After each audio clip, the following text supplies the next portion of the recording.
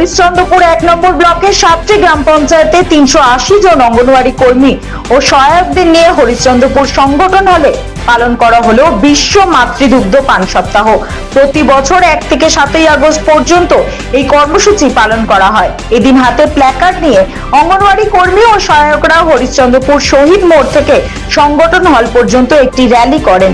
উপস্থিত ছিলেন হরিশ্চন্দ্রপুর 1 নম্বর ব্লকের সিডিপিও আব্দুল সত্তার, সুপারভাইজার রুমি মণ্ডল ও মালদা জেলা পরিষদের সদস্যা মার্জিনা খাতুন সহ অন্যান্যরা। আজকে হচ্ছে আমাদের, আজকে শুধু নয়, গোটা এই সপ্তাহটা 1 থেকে 7 তারিখ পর্যন্ত আমাদের চলছে বিশ্ব মাতৃদুগ্ধ দিবস পালন। ঠিক আছে, এটা গোটা বিশ্বেই হচ্ছে। আমরা এখানে প্রত্যেকটা জিপিতে আলাদাভাবে করেছি এবং আজকে যেটা হচ্ছে, আজকে পুরো 7টা জিপি মিলে গোটা হরিশ্চন্দ্রপুর প্রজেক্ট মিলে এটা আজকে করা হচ্ছে, এটা পালন করা হচ্ছে।